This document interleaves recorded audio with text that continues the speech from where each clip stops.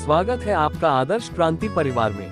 आज हम बात करेंगे भारत के 10वें राष्ट्रपति कोचेरिल रमन नारायण के बारे में। कोचेरिल रमन नारायण भारत के 10वें राष्ट्रपति थे।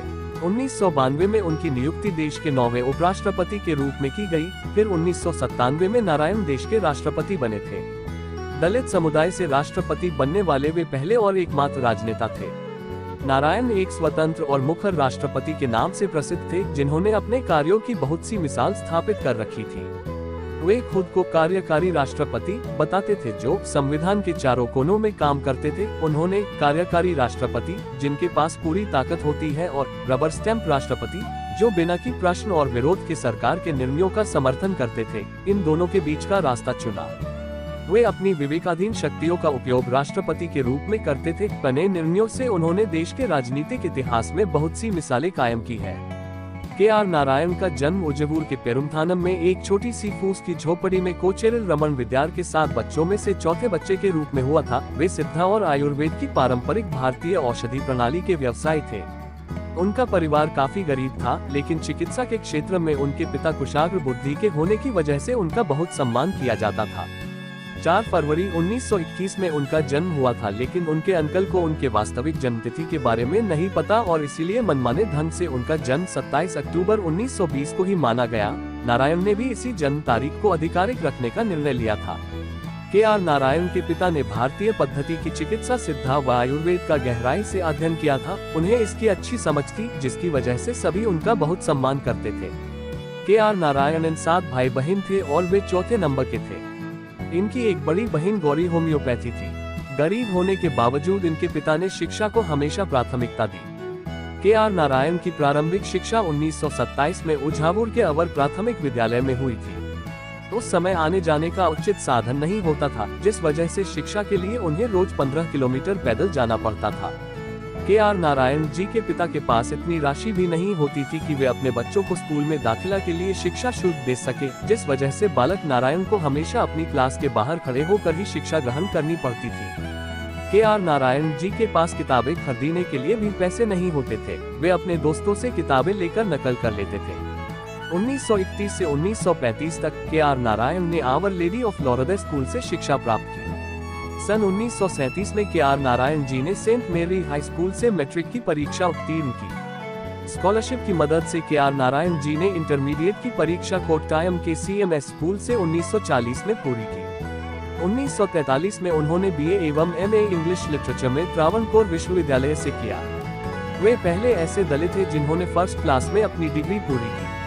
1944-45 में नारायणन जी ने the Hindu and the times of India में पत्रकार के रूप में कार्य किया। इस दौरान 10 अप्रैल 1945 में उन्होंने गांधी जी का इंटरव्यू भी लिया था। के.आर. नारायणन जी को हमेशा से विदेश जाकर पढ़ाई करने का मन था, किंतु उनकी आर्थिक स्थिति उसकी इजाजत नहीं देती थी। स्कॉलरशिप का भी उस समय प्रावधान नहीं था, सो नारायणन जी ने JRD टाटा को एक चिट्ठी लिखकर मदद मांगी। टाटा ने उनकी मदद की और वे पॉलिटिकल साइंस की शिक्षा के लिए लंदन स्कूल ऑफ इकोनॉमिक्स चले गए। 1948 में वे भारत लौट आए और उनके प्रोफेसर लास्की ने उन्हें नेहरू जी से मिलवाया। नेहरू जी ने उन्हें इसकी जॉब दिलवाई। फिर के.आर. नारायणन जी 1949 में बर्मा चले गए। इस दौरान 1954 में दिल्ली स्कूल ऑफ इकोनॉमिक्स में उन्होंने बच्चों को शिक्षा भी दी। 1978 में IFS के रूप में जब उनका कार्यकाल समाप्त हुआ, उसके बाद वे 1979 से 80 तक जवाहरलाल नेहरू विश्वविद्यालय में उपकुलपति रहे। इसके बाद 1980 में तत्कालीन प्रधानमंत्री इंदिरा जी ने इंडियन एम्बेसडर अमेरिका के लिए 1980 से 84 तक बना दिया। इंदिरा गांधी की प्रार्थना पर ही नारायण ने राजनीति में प्रवेश किया था और 1984, 1989 और 1991 में केरला के पलक्कड़ की ओट्टापलम निर्वाचन क्षेत्र का प्रतिनिधित्व करते हुए कांग्रेस की सीट से लगातार 3 जनरल चुनाव जीते। साथ ही वे राजीव गांधी की यूनियन कैबिनेट में राज्य के मिनिस्टर भी थे, जिन्होंने योजना 1985, एक्सटर्नल अफेयर 1985-86 और विज्ञान और तंत्रज्ञान 1986-89 जैसे विभाग में उन्होंने काम किया था। संसद के सदस्य के रूप में भारत में पेटेंट कंट्रोल पर अंतर्राष्ट्रीय दबाव का उन्होंने विरोध किया था, लेकिन फिर 1991 में जब कांग्रेस के हाथों में ताकत आई थी, तब नारायण को कैबिनेट में शामिल नहीं किया गया। केरला के कांग्रेस मुख्यमंत्री के करुणाकरन उनके राजनीतिक सलाहकार ने उन्हें मिनिस्टर न बनाने की वजह को बताते हुए उन्होंने नारायण को कम्युनिस्ट साथी यात्री बताया। इसके बाद 21 अगस्त 1992 को शंकर दयाल शर्मा के राष्ट्रपति काल में उनकी नियुक्ति भारत के उपराष्ट्रपति के रूप में की गई। उनके नाम की सिफारिश भूतपूर्व प्रधानमंत्री और जनता दल लीडर वीपी सिंह ने की थी। बाद में पीवी नरसिम्हा राव की सहायता से बिना किसी विरोध के उन्हें चुना गया था। लेकिन फिर बाद में नारायण और नरसिम्हा राव के रिश्तों की बात करते हुए यह पता चला कि उनमें कोई कम्युनिस्ट अंतर नहीं बल्कि वैचारिक अंतर था। लेकिन फिर भी नरसिम्हा उन्हें उपराष्ट्रपति बनने के लिए सहायता रहे और बाद में राष्ट्रपति पद के लिए भी नरसिम्हा ने नारायण की काफी सहायता की थी। नरसिम्हा की सहायता से नारायण को काफी फायदा हुआ था और बाद में सभी राजनेताओं ने उपराष्ट्रपति के रूप में उन्हें स्वीकारा था। नारायणन जब प्रेसिडेंट बने उस समय इंद्र कुमार गुजराल प्रधानमंत्री थे, लेकिन कांग्रेस के समर्थन वापस लेने के कारण 19 मार्च 1998 को उन्हें त्यागपत्र देना पड़ा। इन परिस्थितियों को उन्होंने बड़े ही सहजता से हैंडल किया। चुनाव के बाद अटल बिहारी वाजपेयी के नेतृत्व में सरकार का गठन हुआ। राष्ट्रपति रहने के दौरान उन्होंने कभी भी आंख मूंद कर किसी फाइल पर हस्ताक्षर नहीं किया। एक बार केंद्र सरकार ने उनके पास उत्तर प्रदेश में राष्ट्रपति शासन लगाने की अनुशंसा का प्रस्ताव सरकार के पास फिर से विचार के लिए रिटर्न कर दिया। ऐसा करने वाले वे पहले प्रेसिडेंट थे। राष्ट्रपति रहने के दौरान आम चुनाव में अपनी पत्नी के साथ लाइन में खड़े होकर मतदान किया और ऐसा करने वाले वे पहले राष्ट्रपति थे। नौकरशाही से मंत्री और फिर उपराष्ट्रपति से राष्ट्रपति के पद पर रहने के दौरान उन्होंने मानवीय मूल्यों को हमेशा बनाए रखा। आदिवासी, अल्पसंख्यकों और समाज के कमजोर लोगों की आवाज उठाने के लिए वे हमेशा तत्पर रहते थे। 25 जुलाई 2002 को राष्ट्रपति के पद से रिटायर होने के बाद वे अपनी पत्नी उषा नारायणन के साथ दिल्ली के पृथ्वीराज रोड पर रहने लगे थे। राष्ट्रपति नियुक्त होने के बाद नारायणन ने एक नीति अथवा सिद्धांत बना लिया था कि वह किसी भी पूजा स्थान या इबादतगाह पर नहीं जाएंगे, चाहे वह देवता का हो या देवी का। यह एकमात्र ऐसे राष्ट्रपति रहे जिन्होंने अपने कार्यकाल में किसी भी पूजा स्थल का दौरा नहीं किया।